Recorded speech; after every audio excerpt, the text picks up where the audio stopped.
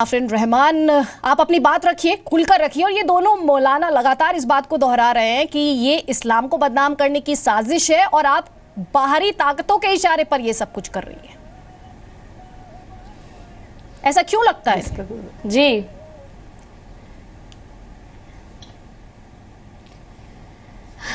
सबसे बड़ी बात ये जो झूठे इल्ज़ाम और आरोप लगाए जा रहे हैं ये बिल्कुल गलत है। ऐसी बात नहीं करनी चाहिए जनाब। आपको ये मैं रिक्वेस्ट करती हूँ आपसे, ऐसे आप झूठे इल्ज़ाम लगाते रहेंगे। जो विक्टिम हो रही हैं महिलाएं, जो हो चुकी हैं, आगे भी होंगी, अब उनकी दिल दिमाग की एक बार कंडीशन समझ सकते हैं, मेंटली कितना हैरेस होती हैं वो।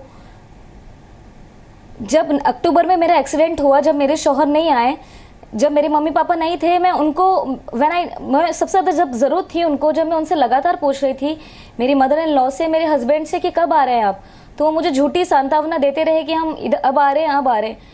तो आप एक मिनट के लिए भी आप सोच सकते हैं कि मैंने 3 महीने वो रो रो कर कैसे गुजारे हैं। उसके बाद जनवरी में मुझे जब डाइवोर्स आ गया, उसके बाद मेरे पे क्या बीती होगी। मतलब मजाक है क्या शादी? मौलाना साहब, मैं आप दोनों से पूछना चाहती हूँ, बेटियों को माँ बाप पैदा करते हैं, सपने देखते हैं कि ये शादी होके जाएंगी, अच्छा फैमिली मिलेगी। बातें मत करो आप, तो ये क्यों जज्बाती?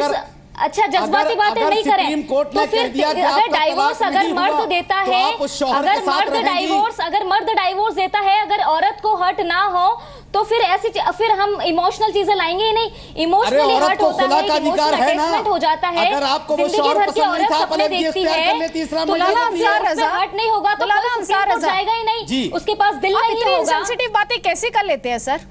क्यों जज्बाती बातें मत करो। क्या गलत? आप आफरीन आपसे जो सवाल उठा रही थी, आप उनका जवाब तो दिया नहीं, एक के बाद एक बयान देने शुरू कर दिया आपने। दिल नहीं है शमीरा शफीक, में दिल नहीं है, आप में सेंसिटिव्स नहीं, आप हमें सब कुछ है, इमोशंस नहीं है। हमने किसी से बैकिंग हमारी नहीं होती है। आप मेरी इमोशन को किसी के कहने पे टीवी चैनल पर नहीं आते हैं। दीजिए, हम टीवी पे चैनल सकते हैं अंसार रजा साहब, आप जैसे महजब आदमी इस तरह की। जी शमीना, बात पूरी कीजिए। अंसार रजा साहब बोल लेने दीजिए। देखिए, ऐसा है, तलाक एहसन जो 3 मरतबा 3 बार में बाकायदा इद्दत का मौका देते हुए जो तलाक होती है वो सही तरीका है। हुजूर की नज़र में, अल्लाह पाक की नज़र में वही सही तरीका है। ये जो एक बार में 3 तलाक दी जा रही है, एक ही वक्त में 3 तलाक दी जा रही है, इसको तलाक बिदा कहते हैं और ये सख्त नापसंद था हुजूर को, अल्लाह ताला को। अब सवाल ये उठता है कि जब इस्लाम की सही अंडरस्टैंडिंग आम लोगों में, आवाम में नहीं है और पर्सनल लॉ बोर्ड जो शरिया है उसको कोडिफाई नहीं कर रहा, आसान जबान में लिख नहीं रहा, तो मर्द जिसको औरत से छुटकारा चाहिए होता है वो तलाक बिदा जो कि आसान तरीका है उसको अपनाते हुए औरत को तलाक दे देता है बगैर किसी वजह दिए हुए। और उस औरत की सुनवाई जो ये कह रहे शरई कोर्ट्स हैं, शरई अदालतें हैं, वहां इसलिए नहीं होती कि जो मौलाना बैठे हैं वहां पर वो भी इन्हीं के सुर में सुर मिलाते, कहते अब तो शौहर ने तलाक दे दिया, तुम जाओ, कुछ नहीं हो सकता। अभी मौलाना अंसार रजा ने खुला की बात करी। हकीकत यह है कि जब औरत खुला लेने जाती है तो मौलाना, क्योंकि वो भी पेट्रियार्कल माइंडसेट के हैं, वो ये कहते हैं कि खुला तुम्हें नहीं मिल सकता, औरत के पहले शौहर की इसमें मंजूरी लेकर आओ। ये यकीनी तौर पे खुला लेने के लिए शौहर का सामने कहना जरूरी है। इसी तरीके से तलाक एहसन के अंतर्गत ये गलत कह रही हैं आप, ये गलत बिल्कुल कह रही हैं।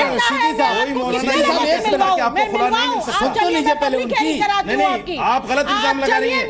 मौलानाओं को कुरान में तहरीफ करने का हक नहीं है। कोई जरूरी के बीच में ही जवाब दिया जाए, में तहरीफ करने का हक नहीं है, ये गलत कह रही हैं आप। कुरान सबके लिए मुकम्मल है, मुदल्लल है। रशीदी साहब, आपके साथ बड़ी मुश्किल है, ऐसे नहीं कर सकता, बहुत मुश्किल है आपके साथ। नहीं, गलत कह रही है नहीं मिलता है खुला करना।